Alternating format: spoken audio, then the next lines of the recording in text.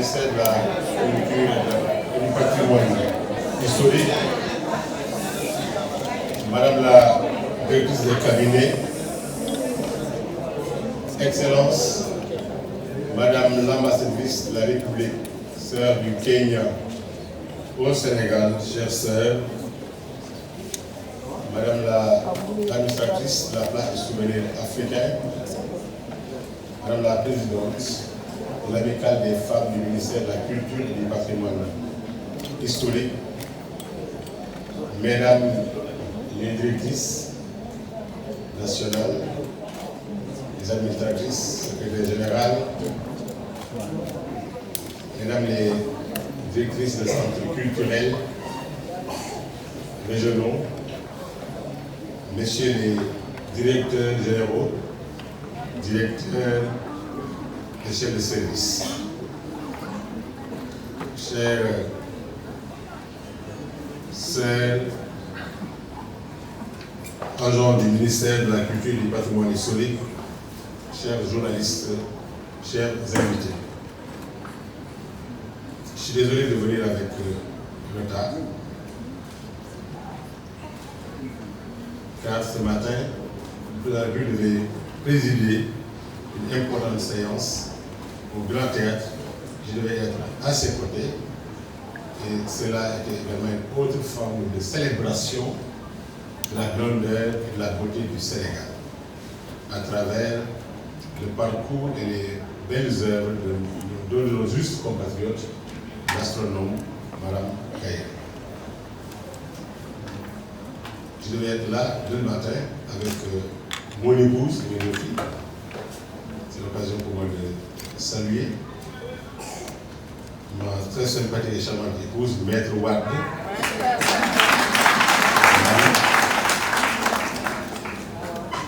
qui est aussi une grande avocate pour les causes de la femme. Je pense que si elle a intégré le barreau et devant plusieurs causes, et celle des femmes fait partie de ces grandes priorités. Pourquoi, en tout cas, je sais que je n'ai pas intérêt à avoir une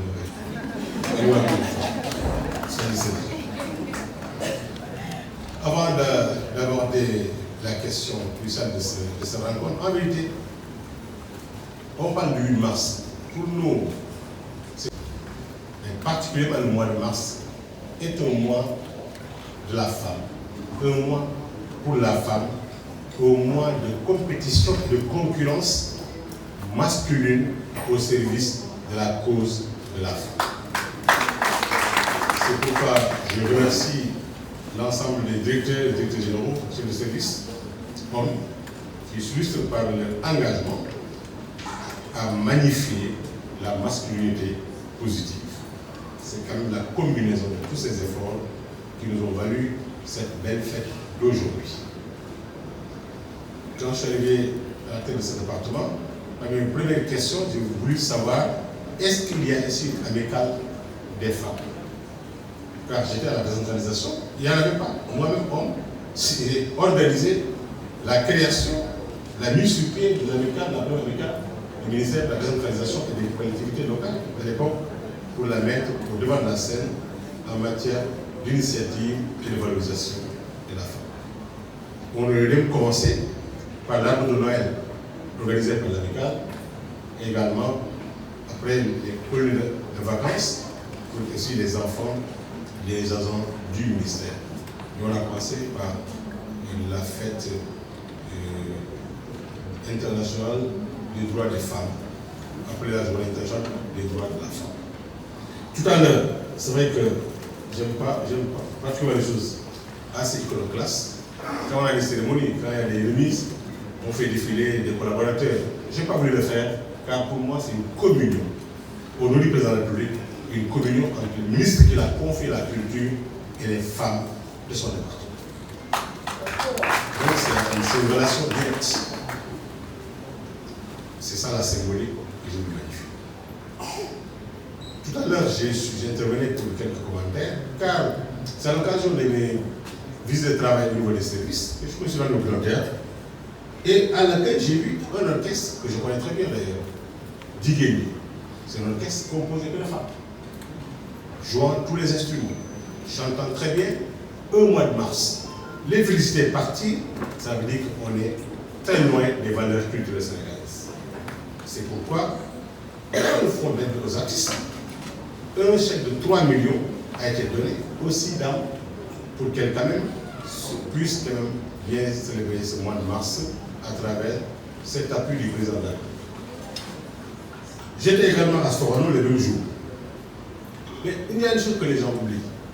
Le ministère passe son temps à accompagner les artistes. Mais ceux qui sont à Sorano, ils sont quoi? Elles sont quoi? Nos premiers artistes, en réalité, c'est l'école aussi de l'art pour les artistes.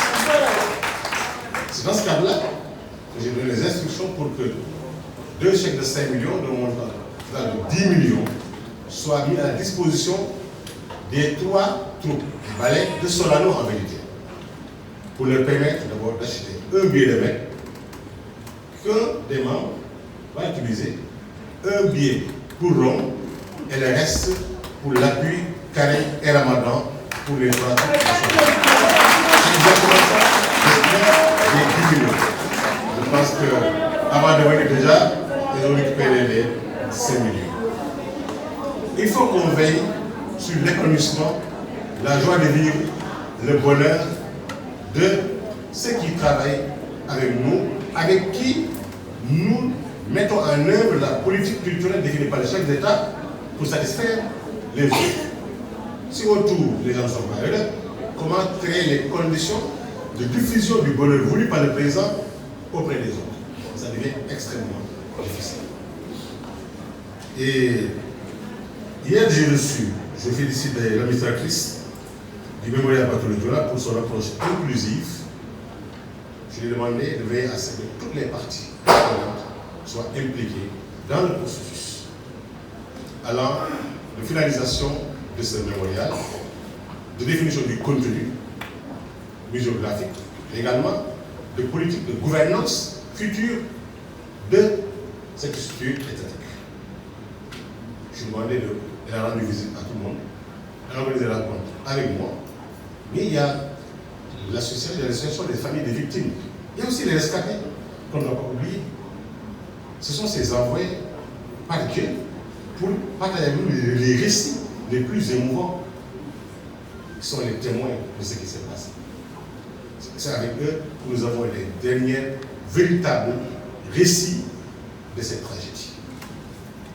Parmi ces rescapés, il y a une seule femme qui a mis au monde après la tragédie un enfant appelé Bébé Diola, qui a reçu journalistes, cinéastes, toutes sortes de curiosités pour l'interviewer, filmer, il est connu mondialement. Quand j'ai parlé à mon épouse m'a dit, je la connais tellement bien sans jamais l'avoir rencontrée. Et j'ai dit, mais quelles sont ces conditions? On m'a décrit. Elle a vécu une autre tragédie. Je parle de ses enfants également. Ils sont vrais. Mais celle-ci doit être quand même chouchoutée par la nation comme le représentant. C'est tout ce symbolique que j'ai dit, on lui remet cet enveloppe 2 millions. J'irai lui rendre visite personnellement avec mon épouse, la directrice de cabinet, et la directrice des arts, et l'administratrice du Bartholomé Diola, pour voir ces conditions de vie et de travail, en rendre compte au président de la République, pour que l'État puisse prendre toutes les dispositions allant dans le sens de la mettre dans des conditions optimales de bonheur et de vie.